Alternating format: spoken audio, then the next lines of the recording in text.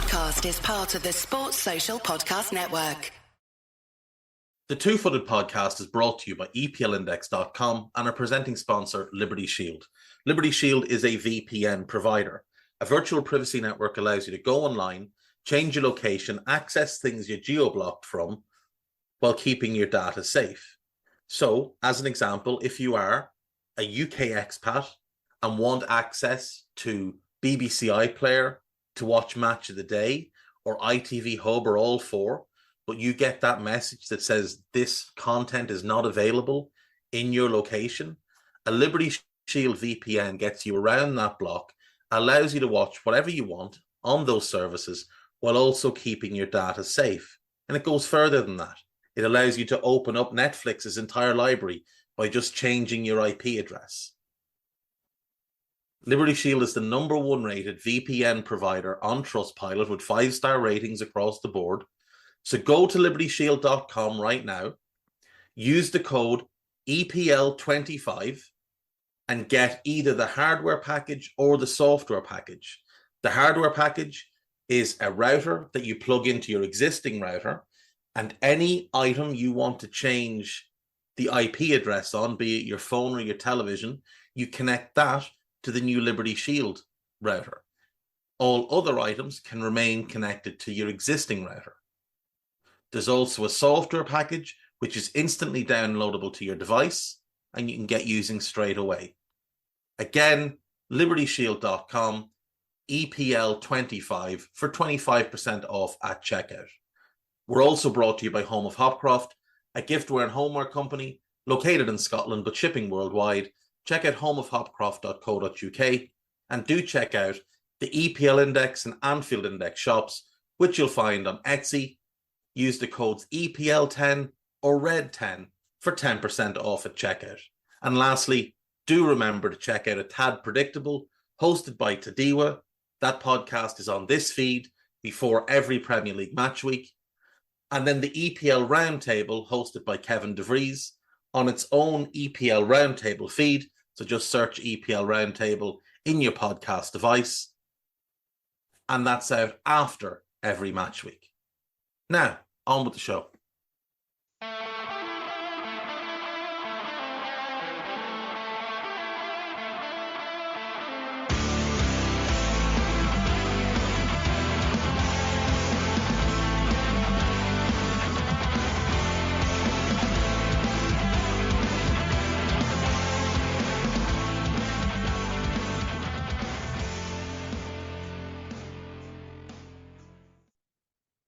What's good, boys and girls? Two-Footed Podcast. Today is Thursday. It is December 14th. We've got 11 days to Christmas. Hope you're all well. Hope you're all having yourselves a lovely day. I was, and now it's really cold and I'm not having such a nice day anymore. But the heating is on, so that should help. I know I've been a bit low energy, a bit weird the last, well, probably ever, but particularly low energy the last week and a half or so, dealing with some stuff. All better, well, not all better, but getting better now. And hopefully these podcasts will improve. So apologies if they've been a bit of a slog the last while. They felt like a bit of a slog to do at times as well. But I hope they've at least been decent. So, you know, I'm trying here. Let's go. Last night, Champions League. We had ourselves some games from groups E, F, G, and H. And in Group E, where we start, Lazio went to Madrid, hoping to win, hoping to top the group, and instead went home with a 2-0 defeat. Antoine Griezmann and Samuelino with the goals. Atletico run out winners of Group E. Lazio will finish second. Feyenoord will finish third and Celtic will finish bottom. But Celtic did salvage some pride from last night. Luis Palma opened the scoring with a penalty. Yankuba Minta equalised on 82 minutes. He's in on loan from Newcastle. But Larga Bielka, Gustav Larga Bielka, he scores the winner in the 91st minute to give Celtic a win and put a little bit, just a little bit of respectability on what was yet another very poor European campaign. In Group F, this was the one where we had a lot of questions. This was the one that looked like it was the most interesting going into the final night, and it didn't really let us down. Borussia Dortmund won, Paris Saint-Germain won, Karim Adeyemi opened the scoring, Warren Zaire-Emery, who might just be the best teenager I've ever seen, equalised 5 minutes later. That game ends 1-1. So, that game ending 1-1 meant that Newcastle had to win. A win for the Toon, and they were going through. The opportunity was now there for them. PSG hadn't won their game. There's 3 points between them. Toon have the head-to-head. Toon are at home. They go 1-0 up through Joelinton. And then the second half, they just ran out of steam. Pulisic equalised after good work down the left-hand side. Ball comes in, miss-hit shot. Gorgeous layoff by Giroud. How he had the awareness and the touch to do it. Sensational footballer. Drops to Pulisic and he finishes well. Milan hit the post multiple times. Had one ruled out for offside. And then Samuel Chukwueze put it to bed. And it's game over. And Milan deserved the win. And with that win, they go above Newcastle. They will drop into the Europa League, but still continue a European adventure. And unfortunately for Newcastle, they are out. And they're out because they failed to get the job done at home. You look at their away results. They went to Milan and they got a draw. They went to Paris and they got a draw. They lost in Dortmund. They'll be annoyed at that because Dortmund aren't particularly great. But they'll be much more annoyed by the fact that they lost at home to Dortmund. They lost at home to Milan. That failure to pick up points at home, which was what we thought was going to be their strong point, was St. James's Park, because they've been so good there domestically. But it just didn't translate for whatever reason. Now, they've been hammered by injuries. And I would say injuries are the primary reason they didn't get through. So all the smart people who came out in August and laughed and said Newcastle are going to finish bottom of that group and are now taking victory laps, give it a rest. You didn't predict that they were going to be missing half their team because nobody could have predicted that. So let's not pretend that you hit some nailed-on prediction. You got very, very fortunate, as they were unfortunate. But Newcastle's European adventure is over. I'm sure they'll be in Europe again next season, and it'll be one of the lesser competitions, I would guess. I would guess it'll either be the Europa or the Conference League. And I think they'll do much better. I might actually back them to win it next season. Into Group G. This was all done and dusted long before these games kicked off. RB Leipzig 2, Young Boys 1. Benjamin Sesko opened the scoring. Ibrahima Colley made it 1-1. And Emil Forsberg gave Leipzig the win to move them to 12 points, 4 wins. They beat the teams they should have beaten, simple as that. Manchester City rounded out their campaign in the groups with a 3-2 victory away to Red Star. Mika Hamilton put them 1 up. That kid is yet another really exciting player coming out of that academy. Now, there was one questionable dive, but Jamie Carragher's punditry on it afterwards was brilliant and exposing Micah Richards for what, if you haven't seen the Micah Richards dive, it's when he was playing for Aston Villa. It is an all-time dive. Go and look it up. Try and find the Carragher footage. It's so, so funny. You'll find it on social media. You'll probably find it on YouTube as well. If you follow me on Twitter, I've quote tweeted the video with I think I said it was an all-timer. See, if you go to my Twitter account and search all-timer, it probably comes up there. It's incredible. It's an incredible dive from Mika, but the one from Hamilton last night wasn't great either. Oscar Bob made it 2-1. Hwang In-beom pulled one back. Then Calvin Phillips scored from the penalty spot to make it 3-1 to City.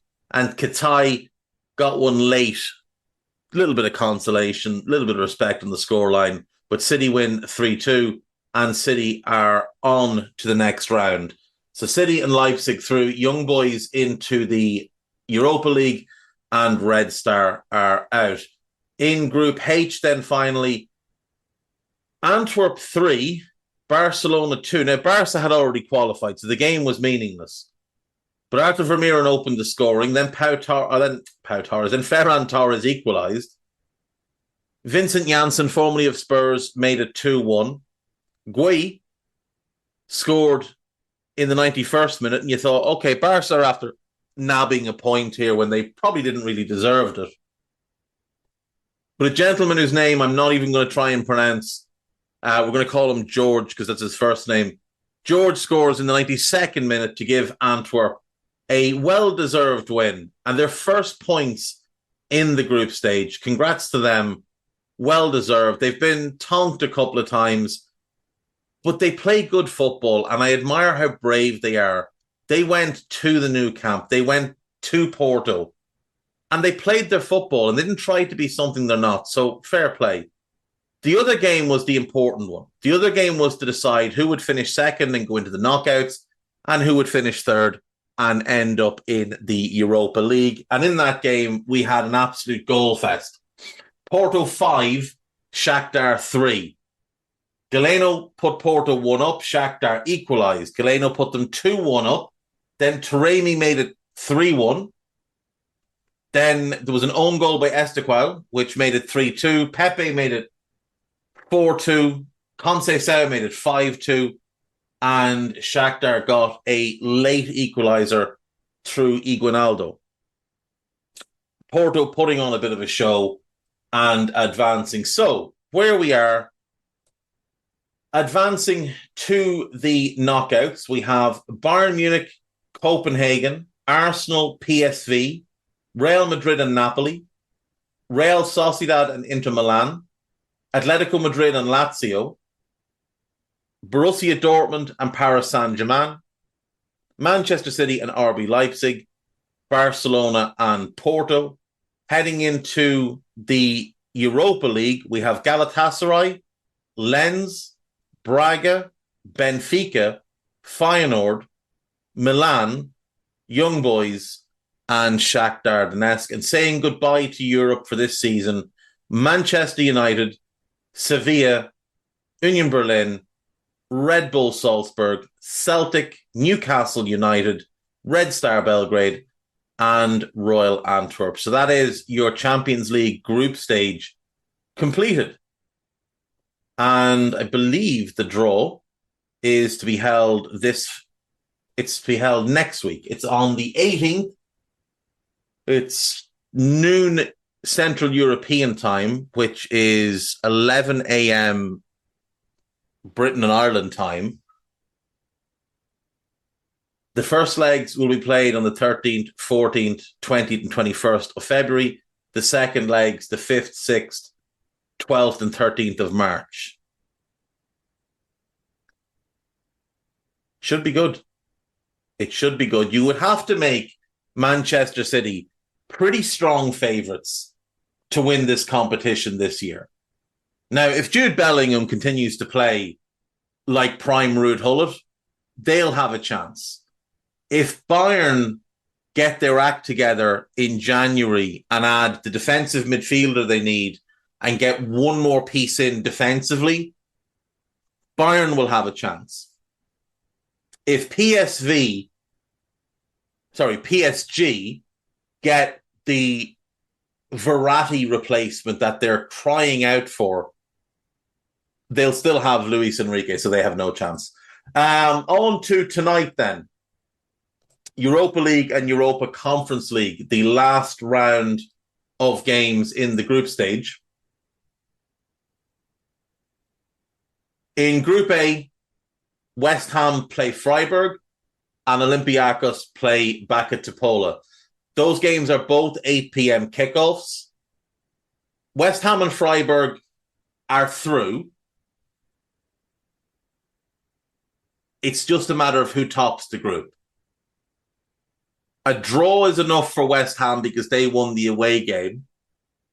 If Freiburg win this game in any way, it will be them. If they win 1-0, it will be them. Because West Ham won 2-1 last time out.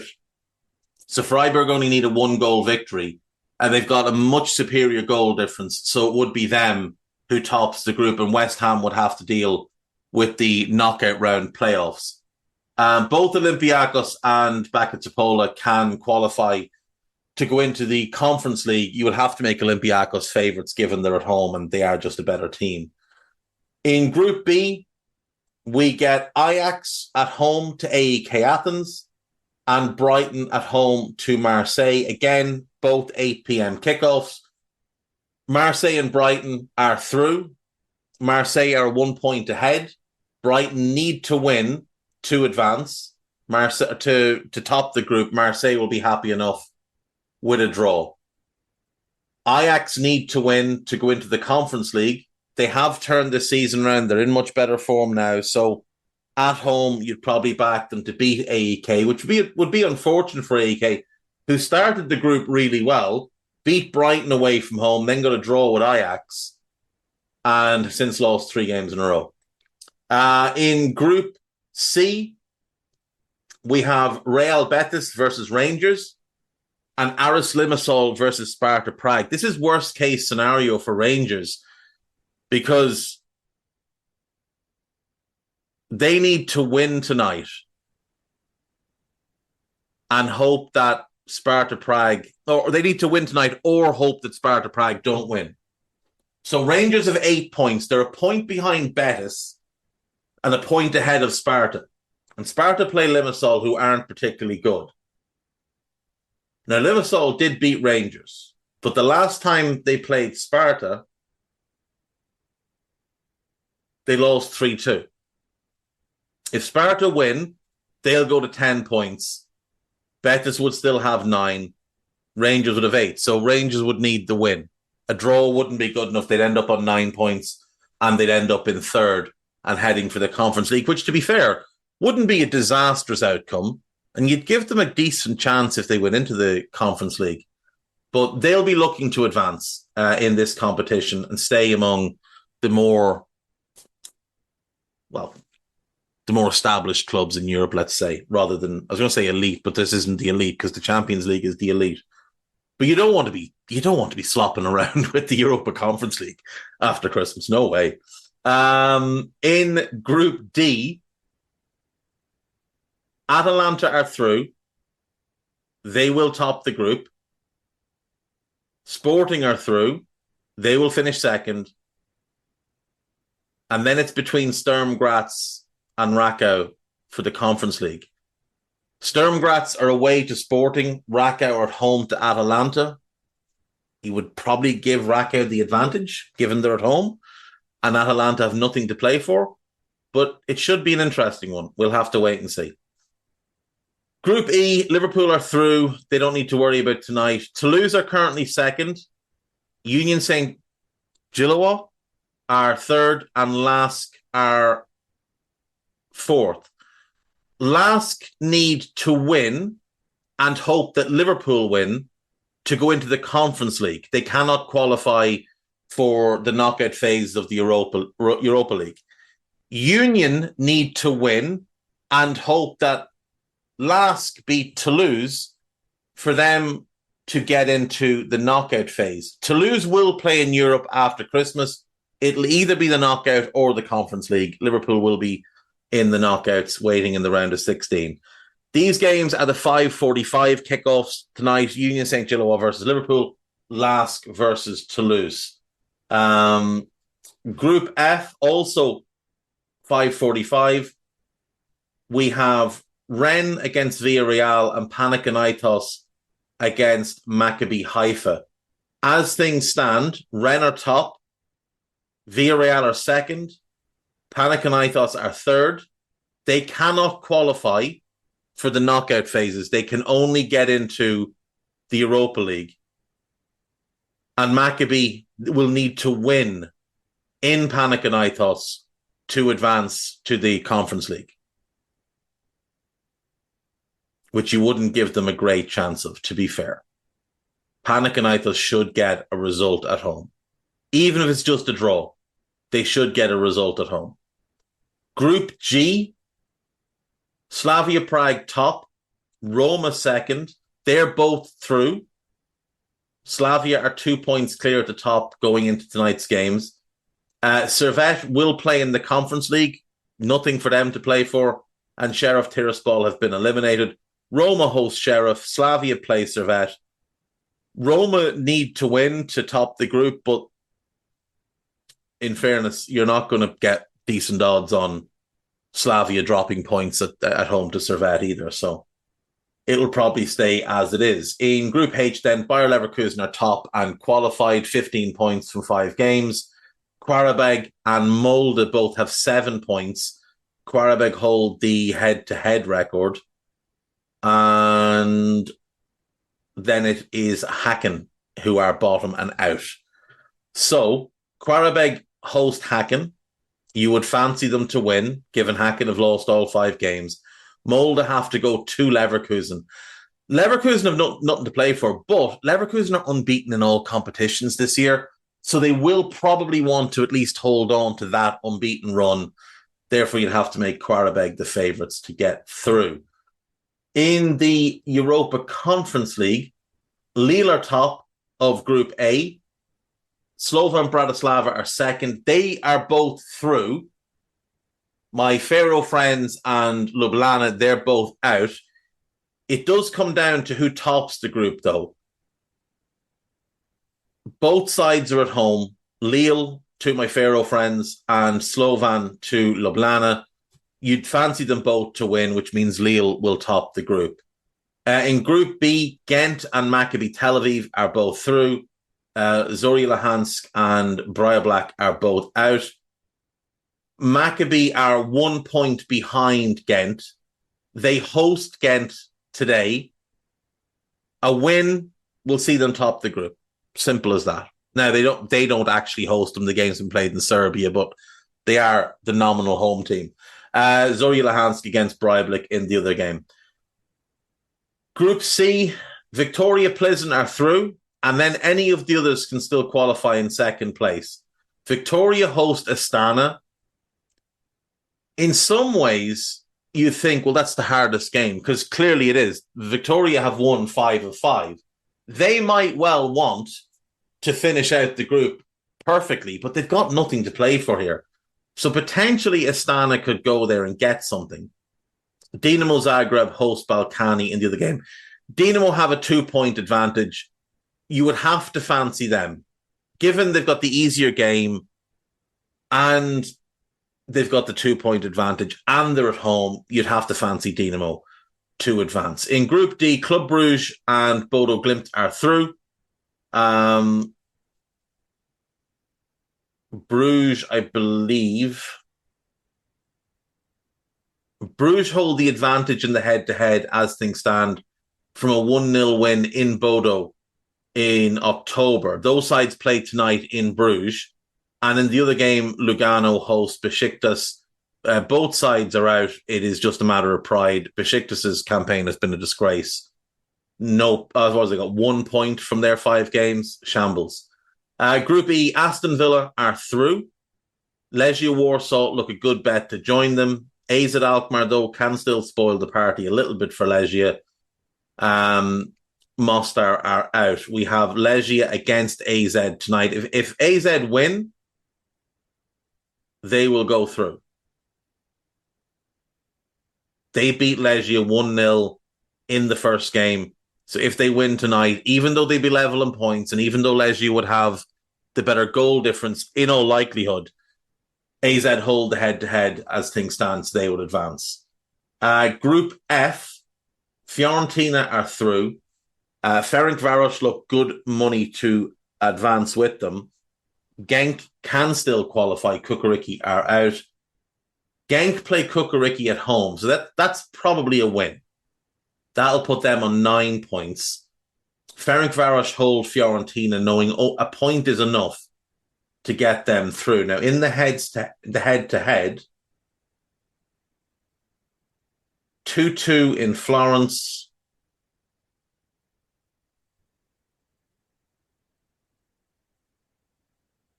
Yeah, 2-2 in Florence. Is that right? No, that's not right. What am I saying Florence for? It's the Hungarian team and the Belgian team. You'll have to excuse me.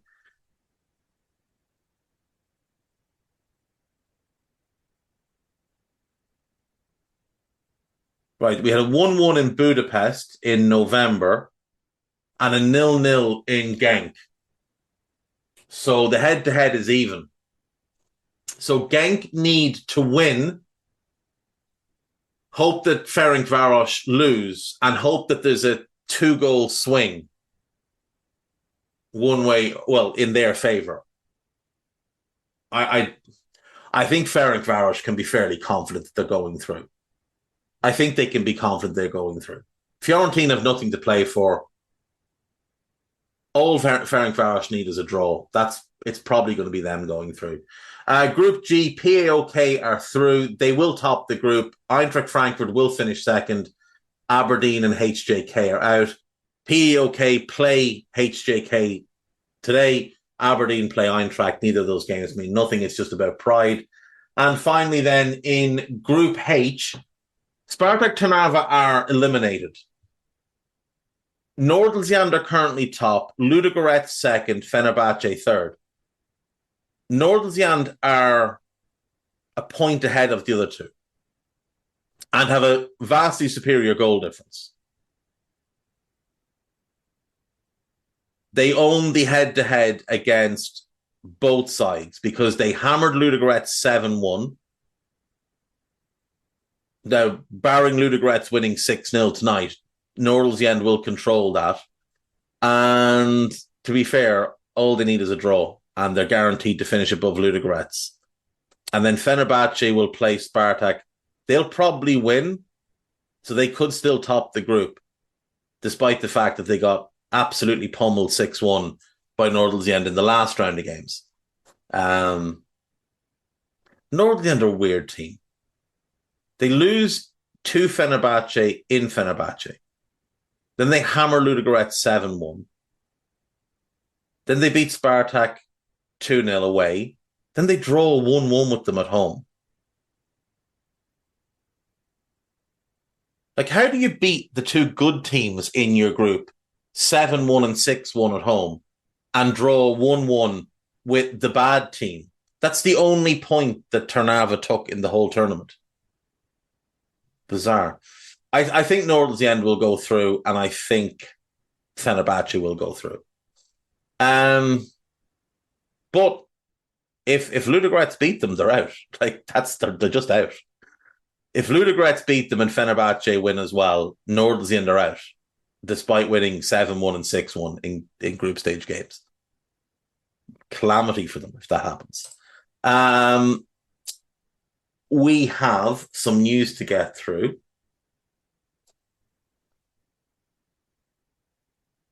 Newcastle's wild dreams ended by naivety and injuries. I'm not sure what wild dreams they would have had. I don't think they ever thought they were going to win the competition. Even the most ambitious or what's the optimistic of Newcastle fans, I don't think they were saying that they could win this competition.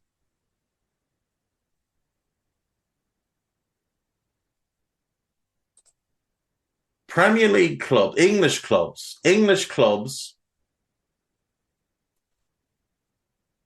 account for almost a third of a record 702 million spent on agents' fees in international transfers, says a FIFA report. The figure represents a 43% rise in the 493 million spent in 2022 and surpasses the previous record of 518 million from 2019. English clubs spent 221 million on agent fees, and I would bet Chelsea spent a large chunk of that. This is just international fees. So this doesn't include Rice to Arsenal. It doesn't include Caicedo to Chelsea.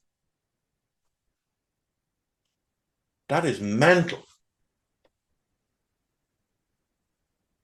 Clubs in the Saudi Pro League spent 68 million, almost all of it going to George Mendes.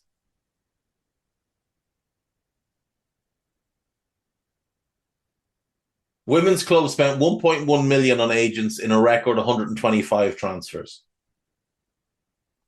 They are two different sports, really, aren't they?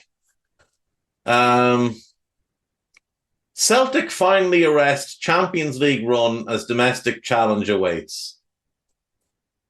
To say Celtic have carried a monkey on their back in the Champions League this past 10 years is an understatement. It's not been a monkey, it's been monkeys, a veritable troop. When you've not won a home game in this competition in a decade, when you were staring down the barrel of a second consecutive Champions League campaign without a victory, when time is all but up and you're drawing 1-1 with Feyenoord and hit the crossbar from distance, and you can almost hear the tonal screams of the macaque moving in. And then uproar and an unlikely hero in Gustav Lagerbielke, an underwhelming summer signing. All that Chelsea sound and fury, Celtic sound and fury chased the monkeys away. They had a good run, in fairness to them. That's a very, very strong start to an article by Tom English, who is the chief sports writer for BBC Scotland.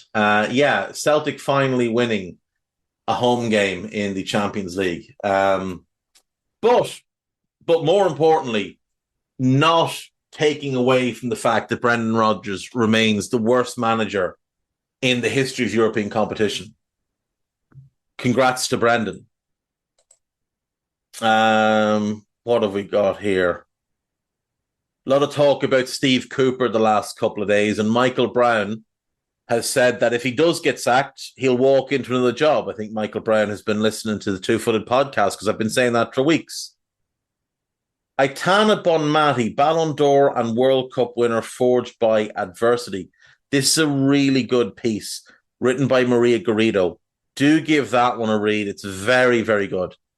Very, very good. A good deep dive and background on the best player currently operating in the women's game. Mark Clattenburg, ex-Premier League official, says a lack of trust in VAR could drive referees away. You could see why Clattenburg wouldn't like VAR, because Clattenburg was an arrogant twat who thought that people paid in on the gate to watch him. Mark Clattenburg was of the opinion that he was the show. He was the reason people had come to watch.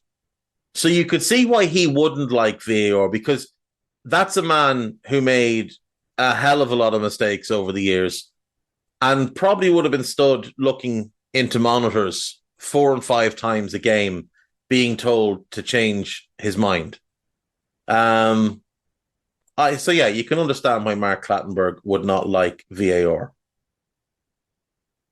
We'll do the gossip and we'll go to break, and then we'll come back. I think we've got a few questions and we'll be out of here. Manchester United risk losing Raphael Varane on a free next summer, with his contract set to expire a year earlier than originally publicised. That's reported by The Athletic as well, so it's not some made-up nonsense from a spoofer. It's Laurie Whitwell, who's very, very good. That's hilarious. United spent like 40 million on Varane. They gave him a 3-year contract.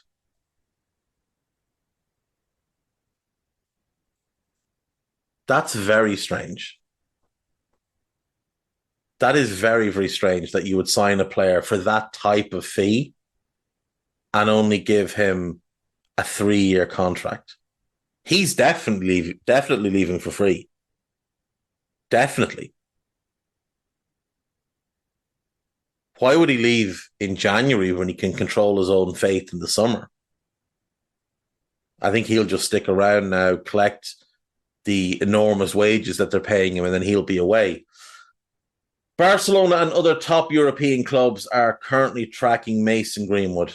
I don't believe that, to be fair. I don't believe the top European clubs are tracking Mason Greenwood. Napoli have held constructive talks with Victor Osimhen about extending his contract until 2026 and including a release clause of about £115 million. Saw some Chelsea fans getting very excited about that. You might want to get ready for what your accounts are going to say. You might also just want to look into some of the profit and sustainability rules surrounding the Premier League and note that Everton, for far less egregious breaches than what you're going to have, they got docked 10 points.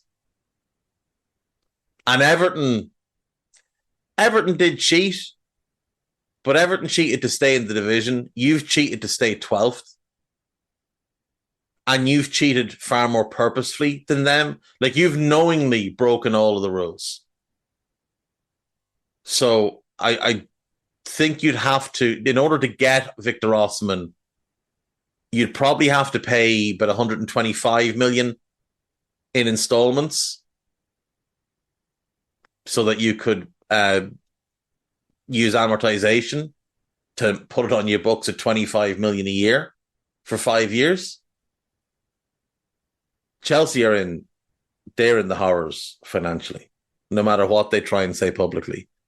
Anybody who's actually deep dived into their accounts will tell you they're in the horrors. Anyone who actually understands the profit and sustainability rules will tell you the same.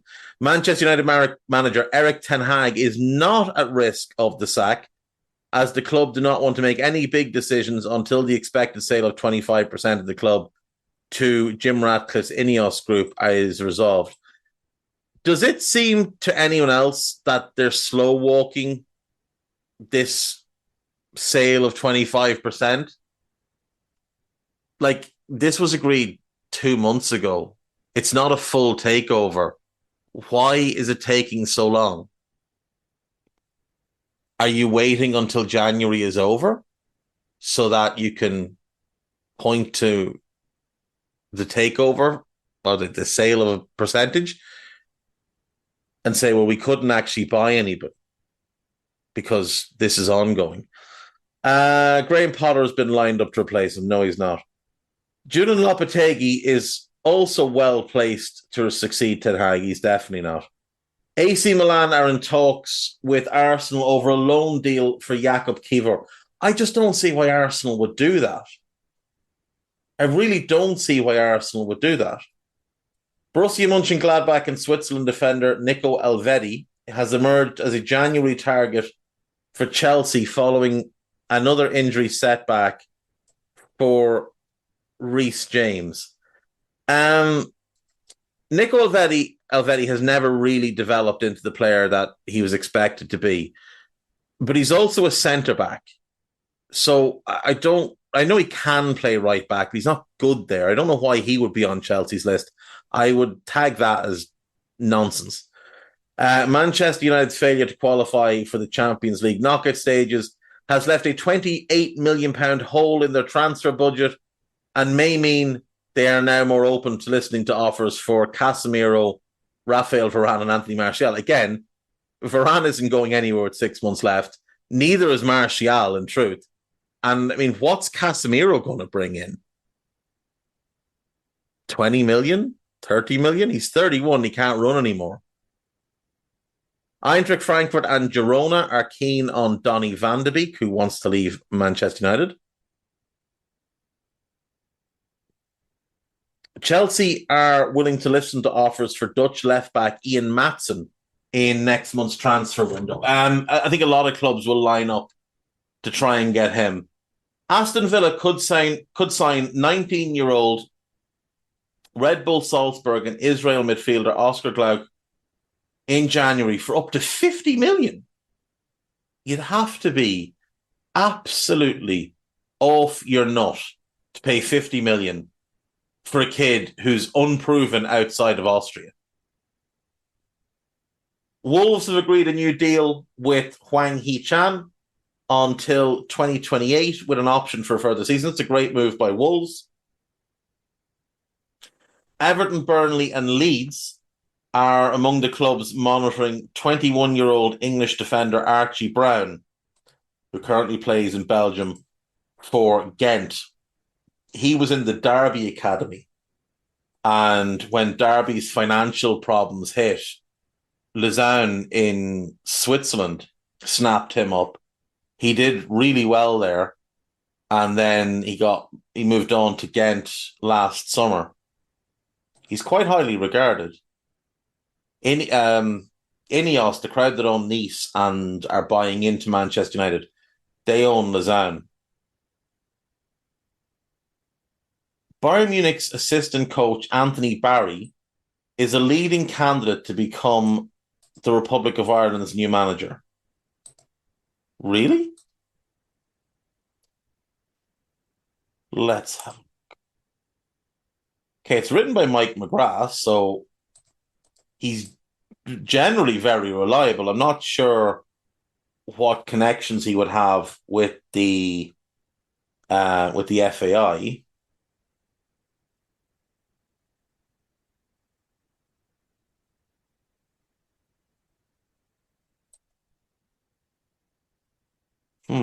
Now, Barry has worked for Ireland before, obviously. When he was at Chelsea, he was an assistant to the Irish national team. That's quite interesting, though. He's very, very highly regarded. Very highly regarded. The issue I would have is that he does also currently work and has previously worked for Roberto Martinez, who I can't abide. He's an assistant at Bayern. He's an assistant for Portugal. He was also previously an assistant for Belgium, for Ireland, for Chelsea, and with Wigan. Interesting. He doesn't have any managerial experience, and that really would concern me. Really would concern me. I feel like Lee Carsley's just the no-brain option there, to be honest. Like, he's done such a good job with the England under-21s. And I know he was born in England, but at least he played for Ireland. So he's got that connection.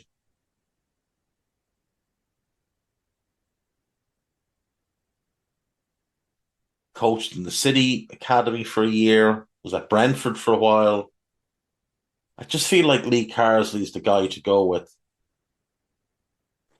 Nottingham Forest have a verbal agreement to sign Brazil and Fluminense defender Nino.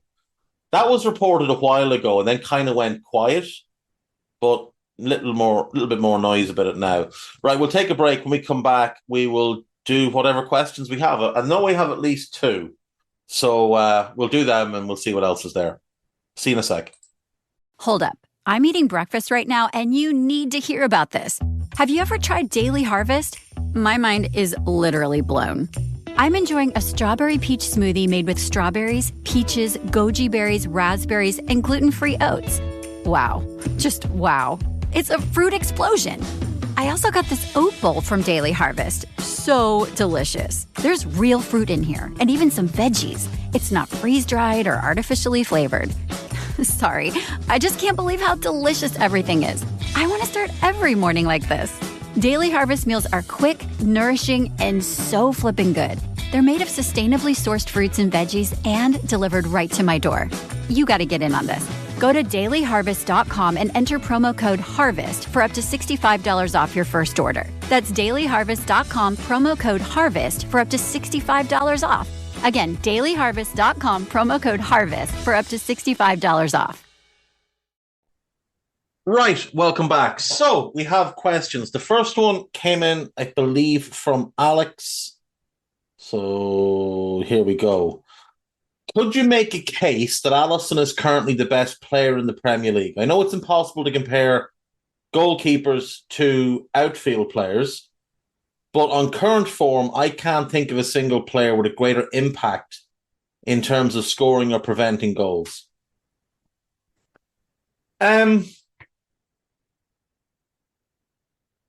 I think it's a very fair point. We very rarely see goalkeepers given the credit that they deserve for the impact that they have. And Liverpool are currently top of the Premier League, and no player has had a bigger impact and no player has been better for Liverpool than Alisson. Van Dijk has been otherworldly. Salah's been great. Szoboszlai's been excellent. Trent's been good. But Alisson has been Liverpool's best player. I don't think anybody at City has been as good. Rodri's been very good, but he's obviously missed 3 Premier League games through suspension. Alisson missed a couple through injury, but I don't think Rodri's been quite as good as Alisson. I don't think there's a case for any of the Arsenal players. As much as Jamie Carragher's trying to pump up Declan Rice, he hasn't been as good as Alisson this year. Rice has had a bunch of stinkers this season that people just want to overlook because,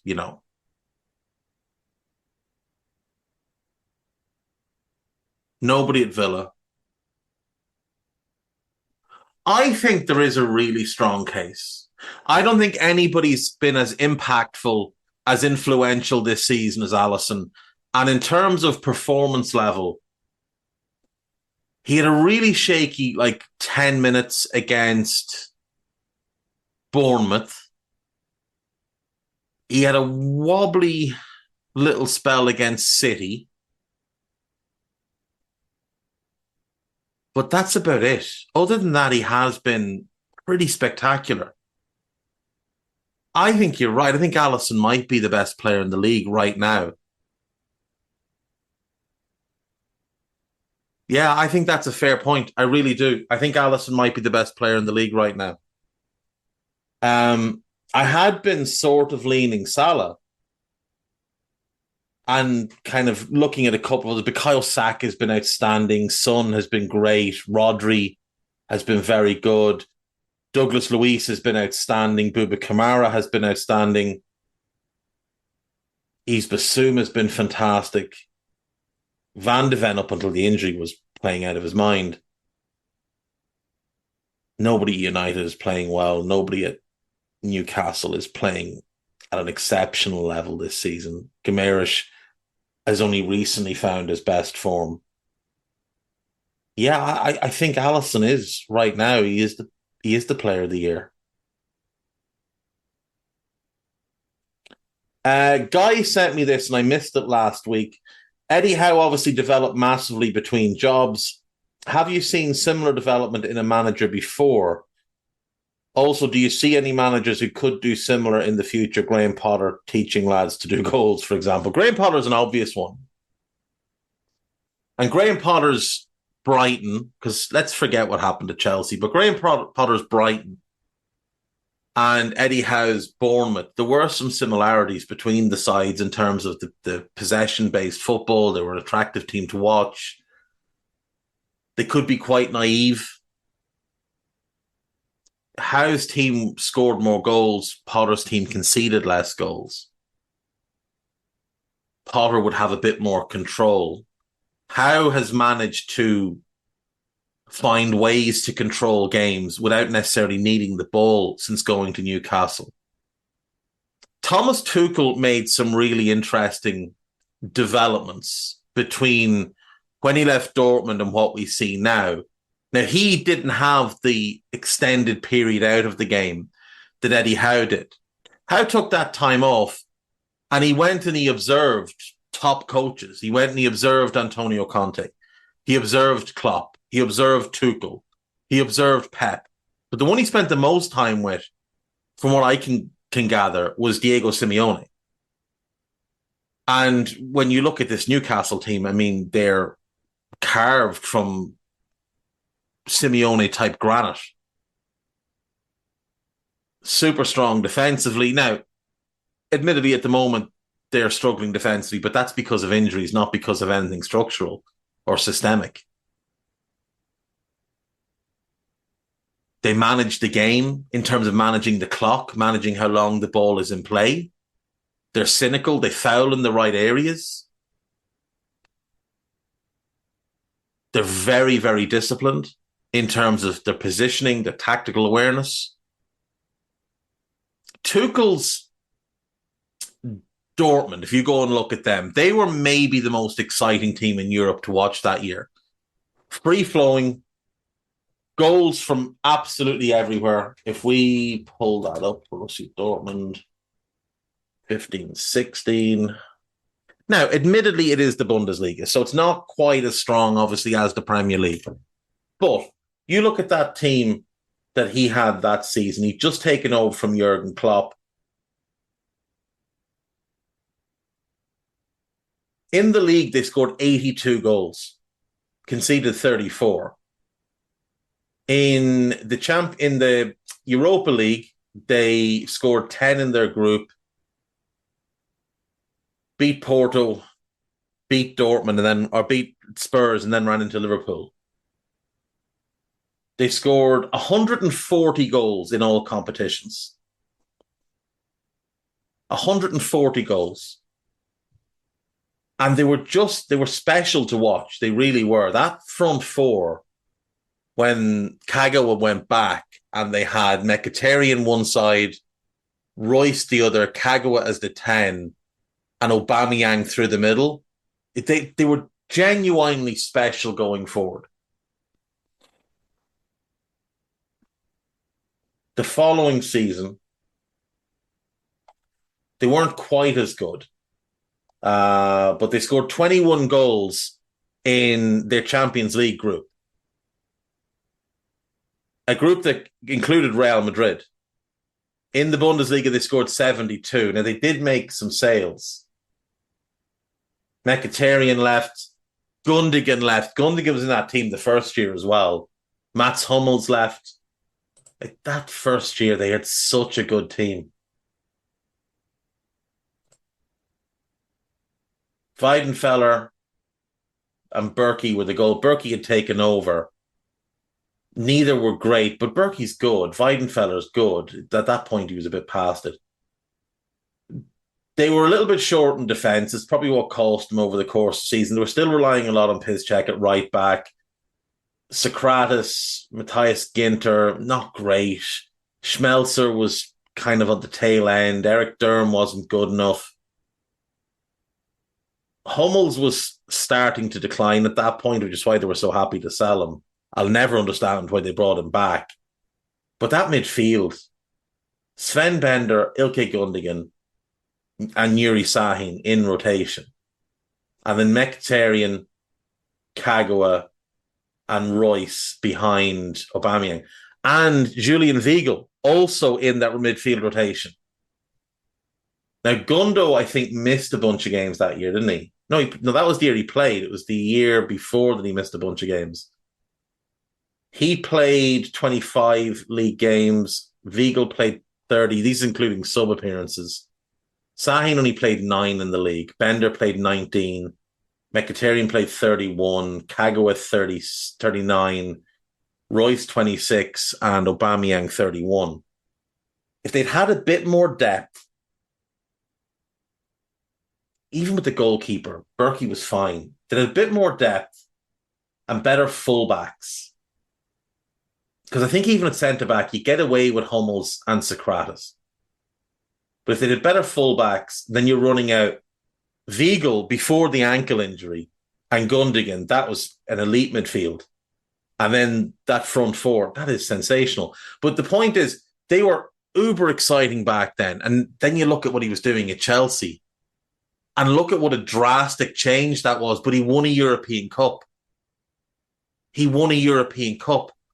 So it worked for him. Now at Bayern, he's sort of in between. I think he's found a nice balance at Bayern between being pretty strong defensively, not so much against Eintracht, and still very good going forward. But from what he was at Mainz and then Dortmund, because he was kind of naive defensively, and then he became uber defensive, and now he's found the balance. And I think he's probably the other one I'd look at along with Howe.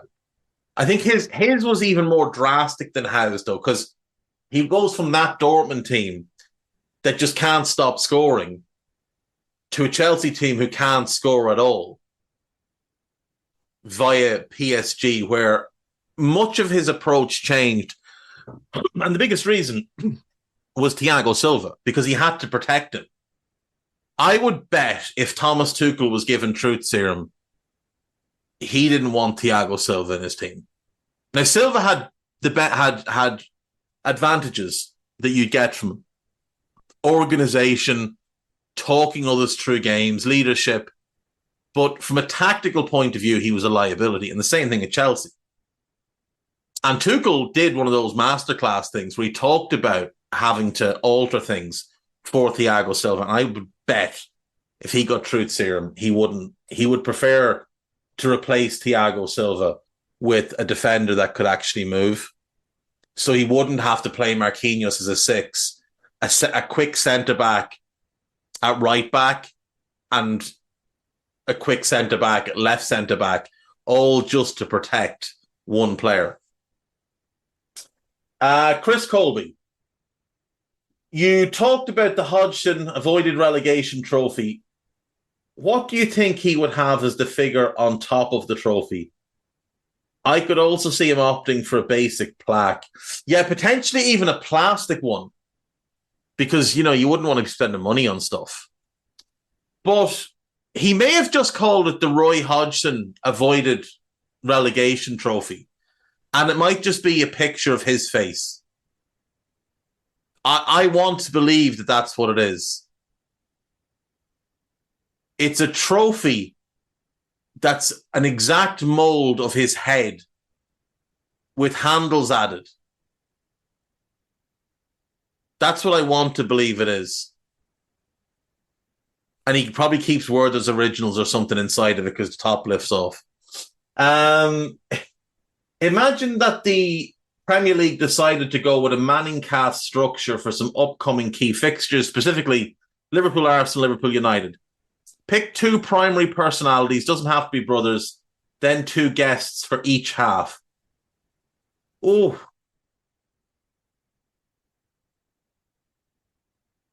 For those who don't know, the Manning cast is Peyton and Eli Manning, former NFL quarterbacks, both two-time Super Bowl winners. Peyton's a first ballot Hall of Famer.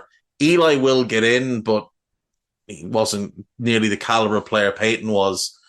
And they do a broadcast of a big NFL game, and they have guests on. So who would we pick?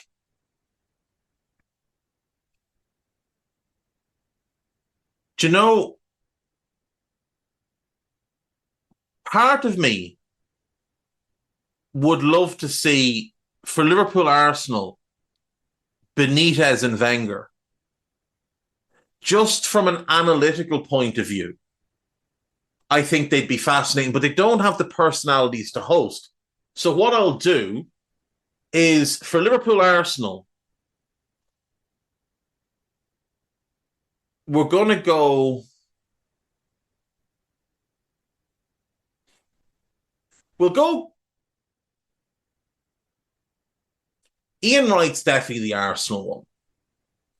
I really like Ian Wright. I think he's good. I think he's good on punditry. I think Lee Dixon's decent as well. Liverpool one is tough because a lot of the ex-Liverpool players are just dreadful. I'll go Ian Wright, Robbie Fowler. I think that'd be a good combination. I think they'd be quite funny together. And then as guests, for one half, we'll have Wenger and Benitez. And I think for the other, maybe you would go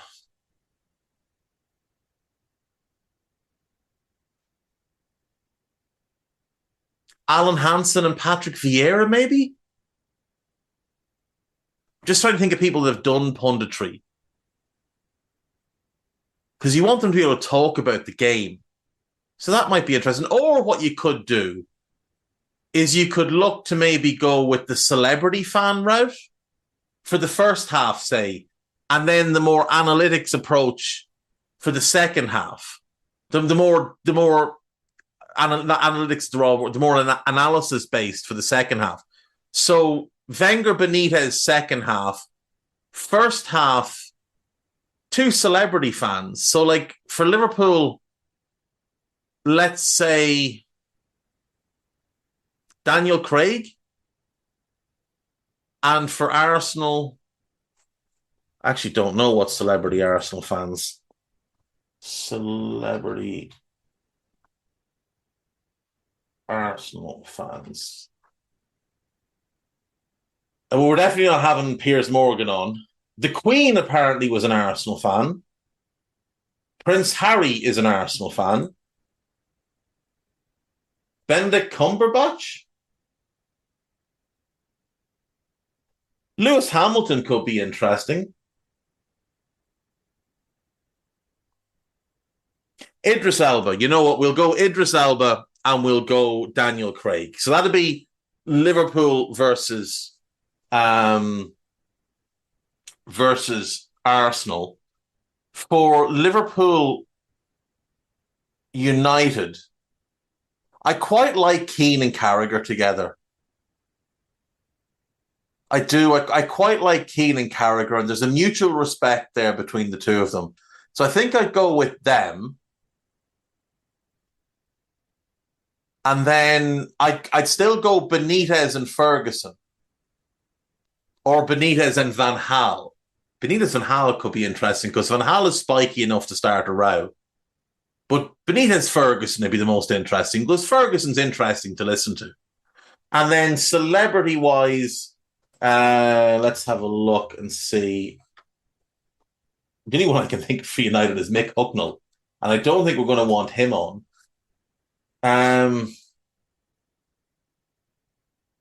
Stormzy?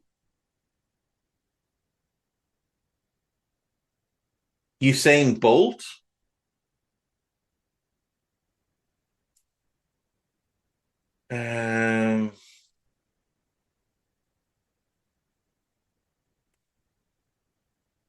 Let's see. Currently looking at a list of some of these are now some questionable ones, and they've got Bertie Ahern on here. For those that don't know, he's a former Taoiseach of Ireland, best known for the bit of corruption. He could be a good one to have on. Bertie'd hold nothing back, few pints, and he'd just go hell for leather. Conor McGregor, Jesus wept.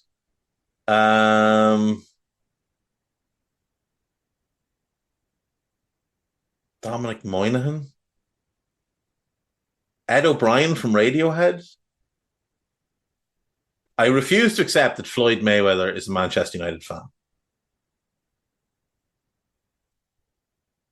Trying to think who'd be good. Like, you want someone that's obviously used to being on TV and used to talking about a game, like talking about a topic.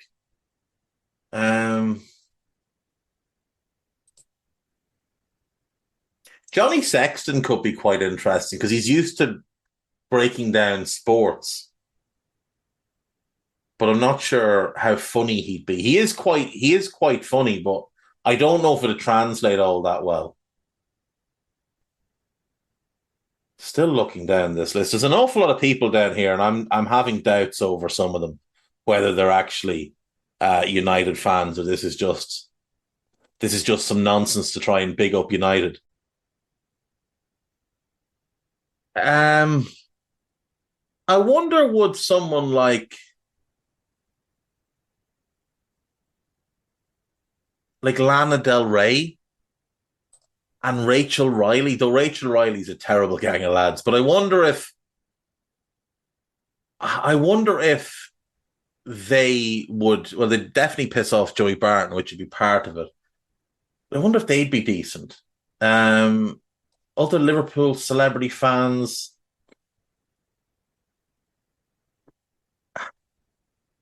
John Bishop would be funny. You could do John Bishop. Is there any comedians that support Man United? Comedians from Manchester. Is Jason Manford a Manchester United fan by any chance? Jason Byrne. Let's do John Bishop and Jason Byrne. And they can provide a bit of humor and hilarity. So that's what we'll do. Moving on. AMK 2889 really enjoyed yesterday's pod in which you went over United's horrible Champions League campaign as well as some other clubs and whittled it down to your top 5. It was interesting and overall good listen. Well, thank you for that.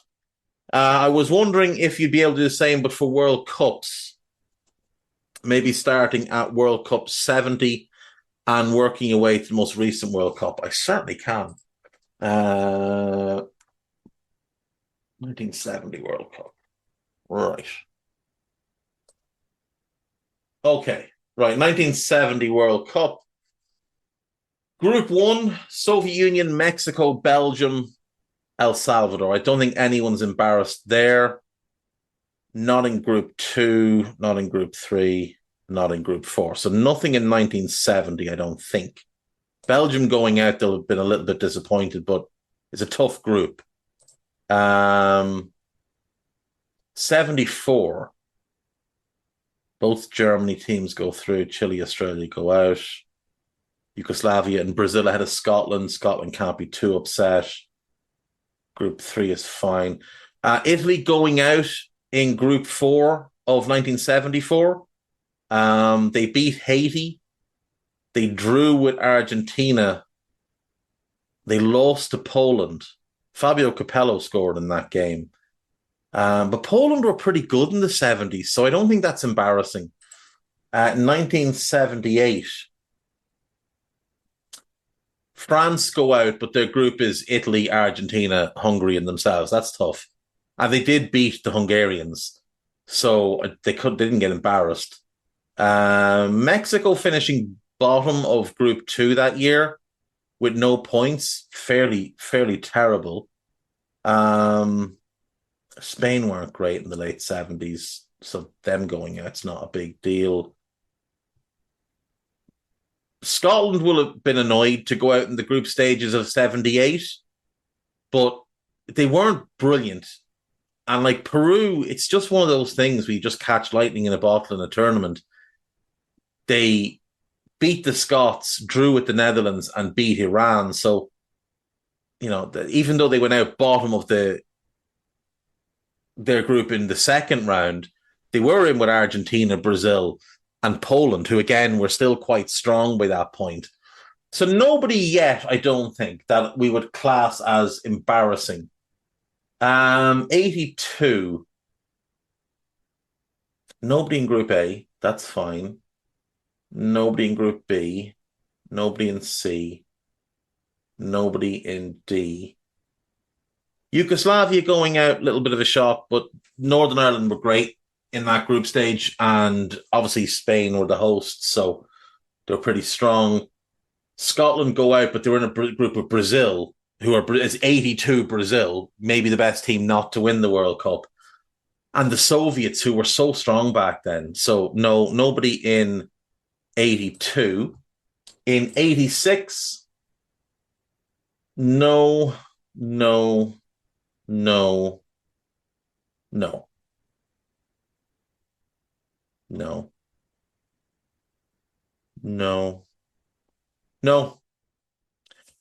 Portugal will have been upset, but Morocco were good.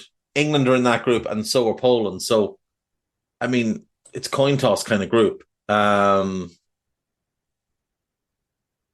is often forgotten, actually. While I'm seeing it there, it is often forgotten that England obviously went out to Argentina in the quarterfinals of that World Cup and have cried about it ever since. If we go back and look at that group, they lost to Portugal, who finished bottom. They drew at Morocco, and then they beat Poland. And that meant that they finished second in the group, a group that England should have won, given the squad they had. Morocco end up winning the group. Now, Morocco play West Germany in the round of 16. So had England won, they would have played West Germany.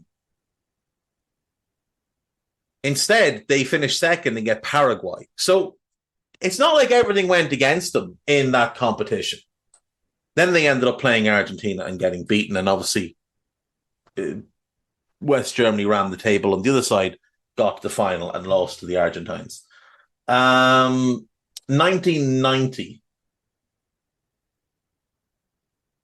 Nobody in Group A will be embarrassed. The Soviets I remember, were devastated to go out bottom of their Group B. They were in with Argentina, who everybody expected to qualify. But Cameroon were massive underdogs, and Romania, not much was known about them. Now, everybody had seen the Stoya team a few years previously winning the European Cup, but the Romanian team wasn't one you were looking at and thinking, oh, yeah, they've got a real chance to get into the knockouts. So I think the Soviets will be very disappointed by how that worked out for them. They hammered Cameroon in the final game of the group, but Cameroon had already qualified, so it didn't really matter. Scotland going out to Costa Rica in Group C that year as well and losing to Costa Rica, I think they'll be very, very disappointed. They did beat Sweden, who you would have thought would have been sterner competition than Costa Rica, but so I'd maybe say them as well, but it's not embarrassing. Like, they still won a game. Soviet Union won a game. None of them got embarrassed. Group D is fine. Group E is fine. Group F is fine. Yeah, so you could maybe look at the Soviets there. Romania, they'd have fancied themselves against Romania and Cameroon. 94. I wouldn't say Colombia going out was embarrassing, but they were one of the pre-tournament favourites, and there was huge expectation in their own country. And obviously, we all know what happened to Andres Escobar when he went back to Colombia after his own goal played a part in their elimination. Though we should point out, it didn't play the only part. Like, they lost to the USA, but they also lost to Romania in the first game quite heavily. So, Group B, again, the Russians are probably a little bit disappointed, but they had fallen off by 94. The breakdown of the Soviet Union had obviously given us a whole bunch of new international teams. So Russia weren't as strong. They were Russia rather than the Soviet Union. Nobody from Group C. That's fine. Group D? No. Group E is fine. Group F is fine. No, they're all fine. 98.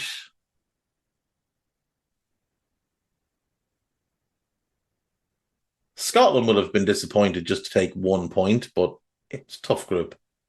Norway were very good. Brazil were great. Obviously, we get to the final. There's a strong Morocco team as well. Group B, I don't think either Austria or Cameroon will be embarrassed. Nobody expected much from South Africa or Saudi Arabia in Group C. Spain going out behind Nigeria and Paraguay in Group D. That's probably one that you'd have to take a strong look at. Spain had some really good players in the late 90s, so I think you'd have to include them. Belgium, no. Spain would be the one from 98 that you'd look at and say, well, you probably should have done better. The most embarrassing one by an absolute country mile, and we're not going to pass anybody that's worse than this, is France in 2002. Reigning World Cup champions have also won the 2000 Euros.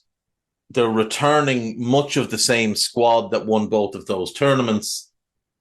They lose to Senegal, they draw with Uruguay, and then they lose to Denmark. And they take 1 point. They don't score a goal.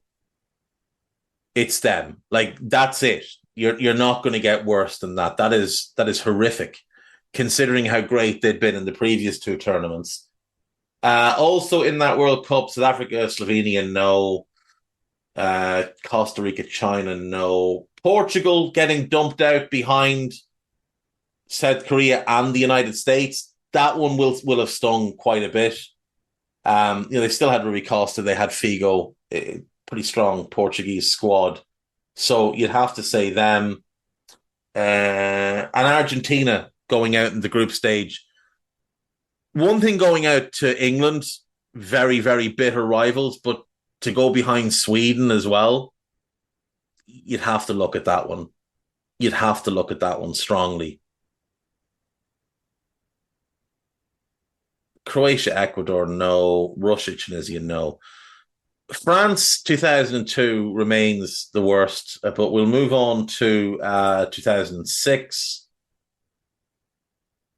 Group A is fine. Group B is fine. Group C is fine. D is fine. E is fine. F is fine. G is fine. And H is fine. Yeah, no, there's no embarrassments there. Nobody getting routinely tonked.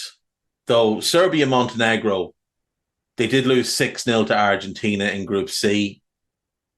Took no points, no 3 defeats, only scored 2 goals, conceded 10. But they were competitive against the Ivory Coast. They were competitive against the Netherlands. It's only that Argentina game that makes it look so much worse.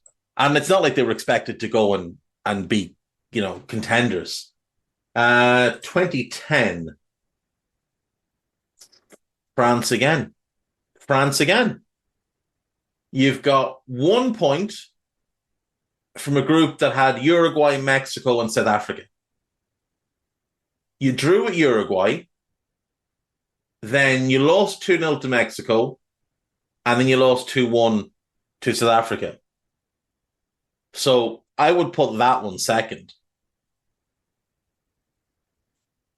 We might come back to that one just to look at the squad. B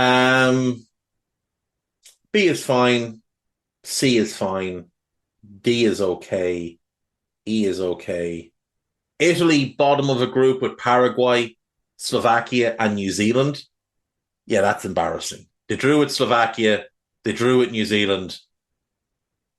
They drew with Paraguay. They drew with New Zealand, and they lost to Slovakia in the last game. Yeah, that's definitely right up there as well. Not a vintage Italian team, but again, reigning World Cup winners. Reigning World Cup winners from 2006, bottom of their group. So we'll be coming back to them. Group H is okay. So we'll come back to that. Everybody knows, or I assume most people know the French squad from 2002, but we'll revisit it. 2014. Group A is fine. Spain, World Cup winners, World Cup holders, out in the group stage.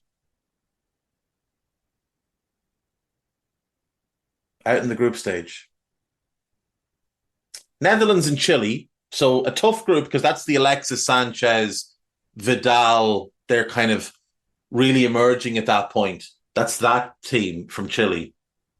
But the manner in which they went out, like the 5-1 hammering by the Netherlands, having gone 1-0 up, and then just getting absolutely obliterated, then losing to Chile. They did beat Australia, but they should beat Australia. Group C is fine. Italy out in the group stage again, and England out in the group stage again. A group of Costa Rica, Uruguay, Italy, and England. So you best believe we'll be coming back to have a good look at that as well. Group E, that's fine. F is fine. G, Portugal going out behind the USA. Little bit embarrassing. Cristiano Ronaldo, utterly dreadful in another major international tournament. Yeah. And finally, H is okay. So we'll come back to that one as well. 2018.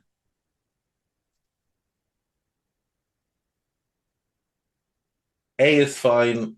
B is fine. C is fine. D is fine. E is fine. Germany, yet another World Cup holder going out in the group stage.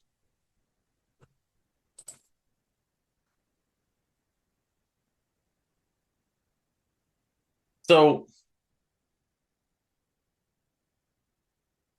94, Brazil win the World Cup. They get to the final in 98.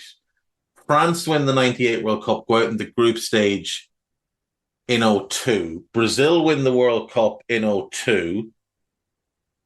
They top their group,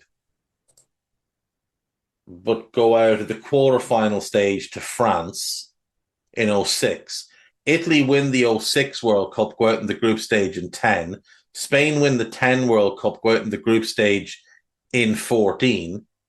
Germany win the 14 World Cup, go out in the group stage in 2018. France win the World Cup in 2018 and got to the final of this past one. But that's quite a few winners over the last 30 years who've gone out in the group stage of the next World Cup.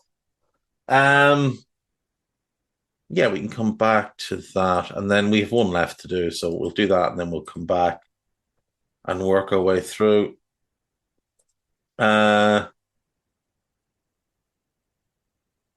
Group A is fine. Group B is fine. C is fine. D is... the Danes should be a little bit embarrassed by their performance, but, you know, it is what it is.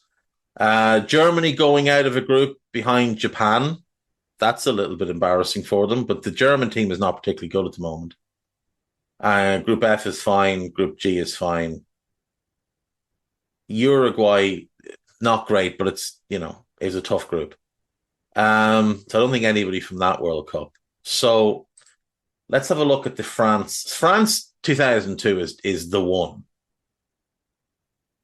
So Ulrich Ramy, Vincent Candela, Lizarazu, Vieira.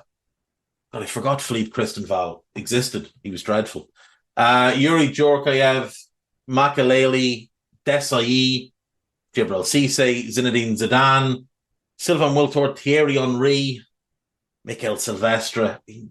This is, you know, not great. Lilian Thuram, Fabien Barthez, Emmanuel Petit, Frank Leboeuf, Willy Sagnol, David Trezeguet. I mean, Christophe Dugarry. There's a lot of players there who'd been in the World Cup squad the 4 years beforehand, even more who'd been in the Euro squad in 2002.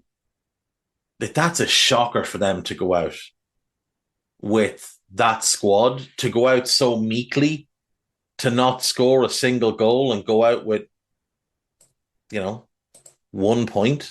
That's really, really poor. 2010. Who are we looking for in 2010? We're looking for the Italians and the French, isn't it? So again, the French. Hugo Lloris, Bakary Sagna, Eric Abidal, Anthony Revilliere, William Gallas, Mark Planos. You can kind of see why they went out. Frank Ribery, Gorkev, Djibril Cissé, Henry. He's old at that point. Yeah, I mean, that's probably the weakest French squad since the kind of post-Platini, pre-Zidane kind of era in the early 90s. And I still think that squad will probably beat this squad. So, you know. the Italians were looking for. Buffon, Maggio, Crescito, Chiellini, Cannavaro, De Rossi, Simone Pepe, Gattuso, Iaquinta, Di Natale, Gilardino, Marchetta, Boschetti, De Santos, Marchisio, Camoranesi. I mean, it's a mixed bag of a squad. It's a very mixed bag of a squad. Lots of outstanding players, some who would become outstanding players, like Leonardo Bonucci's there, but he only had 2 caps. But it's still a mixed bag. It's still a bit of a mixed bag. No Nesta, obviously, is a very important thing to note. 2014, then, we are looking for the Spanish.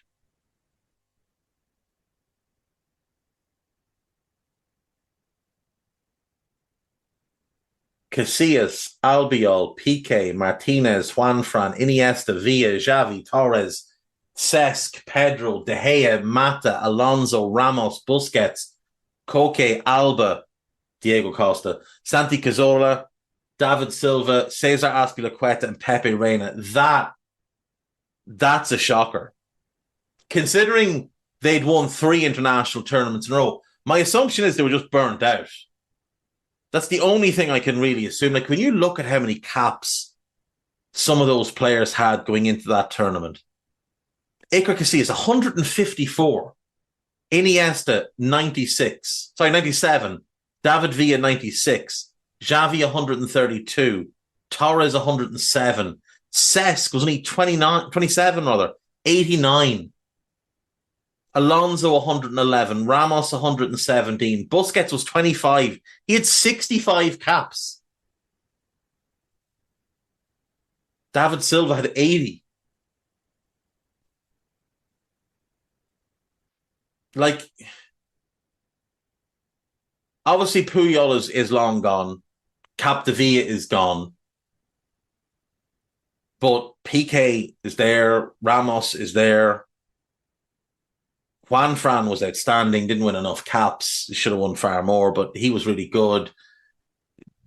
Azpilicueta still hadn't really sort of emerged properly at that point. He was really good for Chelsea, but hadn't emerged at international level. Never really did emerge at international level. But that midfield is loaded, like loaded. There hasn't been many midfield groups at international level more talented than Javi Martinez, Andreas Iniesta, Xavi, Cesc, Juan Mata, Xabi Alonso, Sergio Busquets, Koke, Santi Cazorla, and David Silva.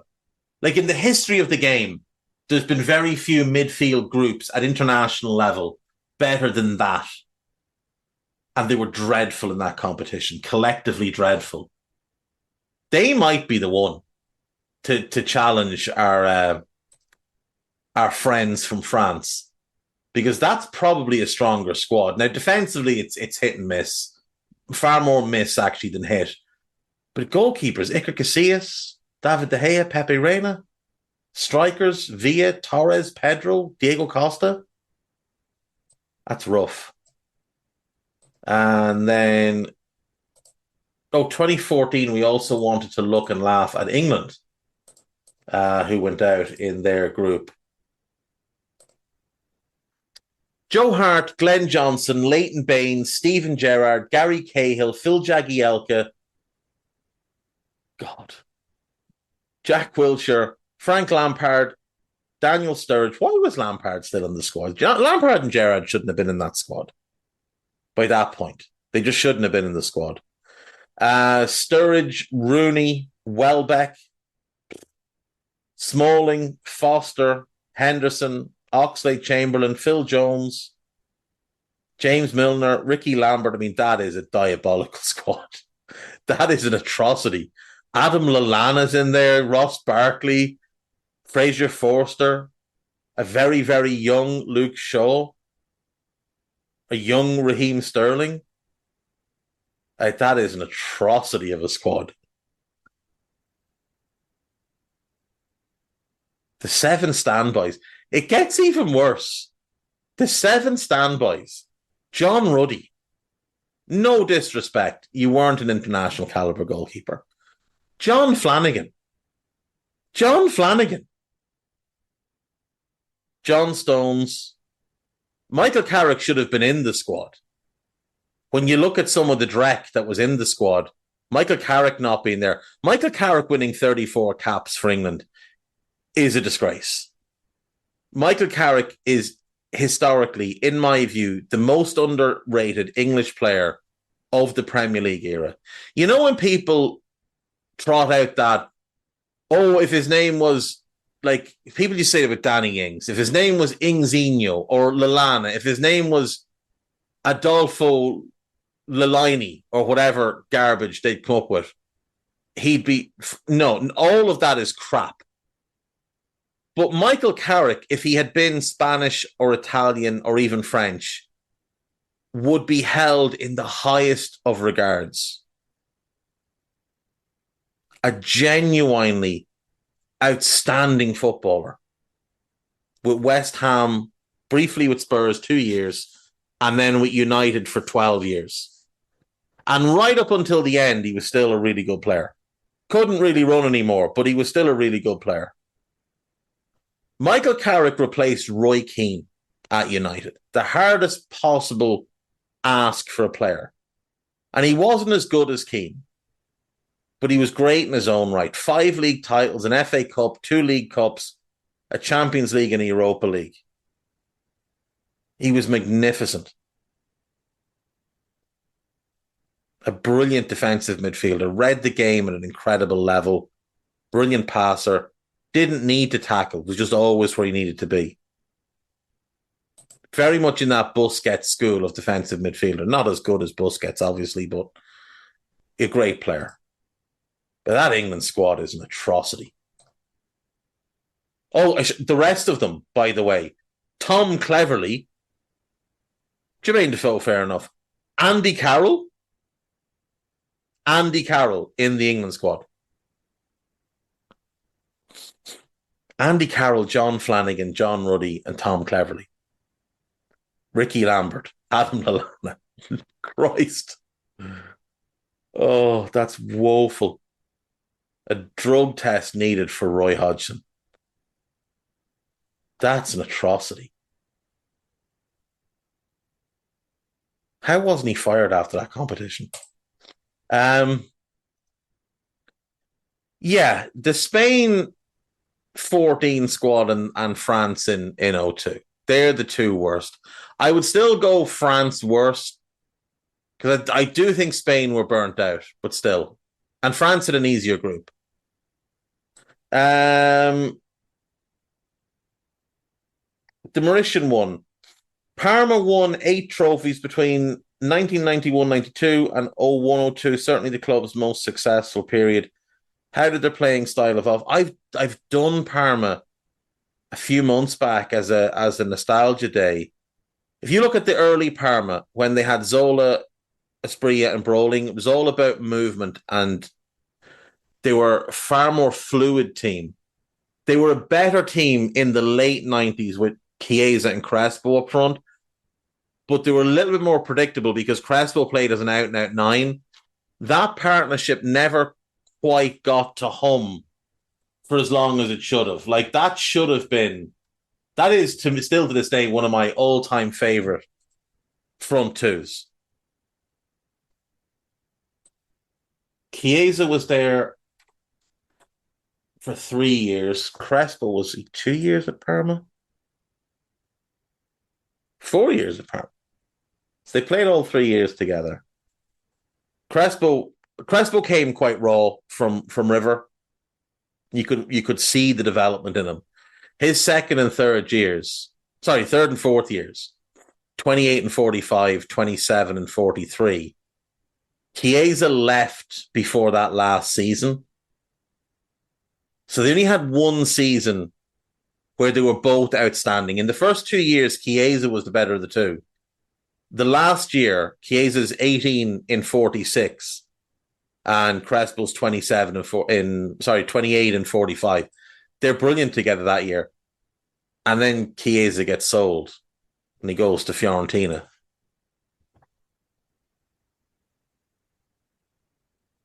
Parma transfers. Chiesa out, Veron out, Sensini out. A bunch of players retired and a bunch got sent on loan. They brought in Marcio Amoruso, who's another one of my favorite players from that era. Had more success with Udinese before Parma and Dortmund after Parma. The partnership with him and Crespo never worked. Never worked at all. But like you look at that team with Veron kind of sitting in midfield and running the game, and then Crespo as the 9. Plus they had that defense with Cannavaro, Thuram, Buffon. They had that unbelievably strong spine. And I always felt like when they brought in Ariel Ortega, it messed with the chemistry, and it wasn't a surprise when they binned him off after a year. As talented as he was, it wasn't a surprise. Just didn't work out.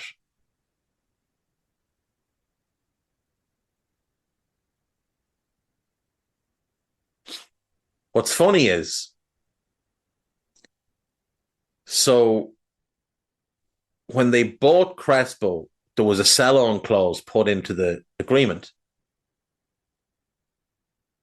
So they just paid 28 million lira, which is about 9.5 million British pounds, to buy Ortega. They sell Crespo. There's 12 million lira owed to River as a result of that Lazio buying Crespo deal. And rather than just give them the money, they gave them Ortega and were like, here, have this fella. We don't want him anymore. Yeah, you don't see deals like that anymore. They were better, but more conventional in the late 90s. They were more unpredictable in the early part of the decade with that Zola Asprilla. I mean, nothing was ever going to be predictable with Tino Asprilla up front, with Thomas Brolin coming from midfield, and with Zola, the little genius that he was. But yeah, they were a better team in that late 90s Parma team. That is one of my favorite teams that didn't win the major silverware, didn't win a Champions League, didn't win Serie A. They did win the UEFA Cup and the Coppa Italia. What a team. Buffon, Benarivo, Apollini, Sensini, Diego Fuser, Dino Baggio, Hernan Crespo. Asprilla was back at that point, didn't he? Squad player. Veron, Mario Stanic, hugely underrated. Cannavaro, Abel Balbo coming off the bench, Chiesa, Thuram, Stefano Fiore. Because they couldn't have Alessandro Nesta, they had Alessandro Nista as the backup goalkeeper. But that's a hell of a team.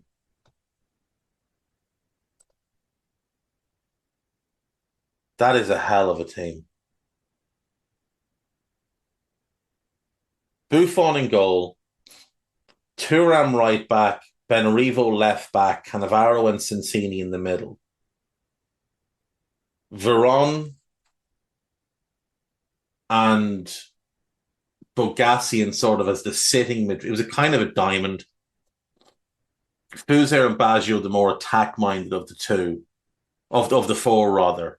Fuser the most attack-minded. And then Chiesa and Crespo up front. What a team.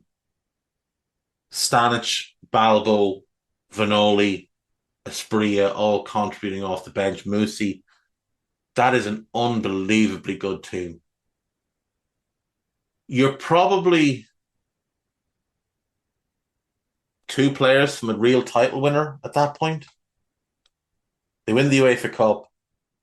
They won the Coppa Italia that year as well. They finished fourth in the league. They were 15 points off top, but you could see them run out of steam. They were brilliant and top after 16 games. They'd only lost twice. They only lost 3 times in the first 23 games. They were second with 11 games to go. They lost 6 of their last 11 games.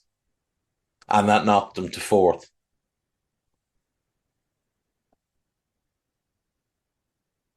They just ran out of steam. Simple as that. They were trying to compete on too many fronts. What a team, though. Crespo scores 28, Chiesa scores 18, and Balbo adds 12 off the bench. In midfield, they get 7 from Fuser, 7 from Stanic, who was largely a squad player, 5 from Bogassian, who was more a ball winner than anything else. Veron got 4, Vanoli got 4 as a squad player. Asprilla, Fiore, they scored 3 each, squad players. Sensini got 2, Baggio got 2, and Cannavaro got 1. That's an unbelievably strong team, though. Malazzani is one of the forgotten managers of that era, because he was like, with all Italian managers who weren't the very, very elite, they all just became these journeymen. Like, he spends years working his way up at Chievo. Never really had a playing career. Works his way up. Gets the job in 93. 4 years as Chievo manager. Goes to Fiorentina for 1 year. Goes to Parma, gets 3 years. Then after that, just gets into this cycle of a new job, a new job, a new job. So Verona for 2 years, Modena for a year, Panathinaikos for a year, Udinese for less than a year, Empoli for a year, Siena for a year after a year out, Bologna for a year, Genoa for less than a season, gets sacked, gets rehired by Genoa, gets sacked again, goes to Palermo last jig time, and then Sassuolo for again less than a year. And he has not managed since 2014, which is 9 years ago, having worked solidly for 20 plus years and been a decent manager. Like, he did really good work at Parma. He did pretty well at Panathinaikos. He did fairly well at Genoa until they sacked him, and then they brought him back, and it was a disaster.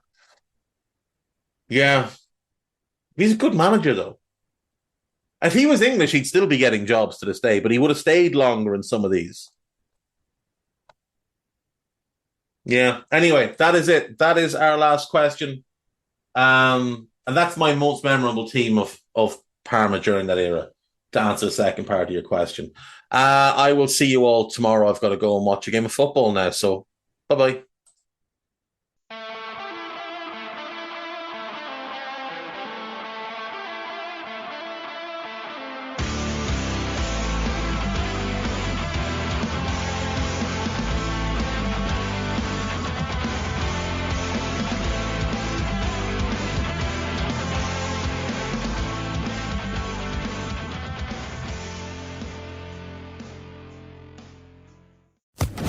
Social Podcast Network.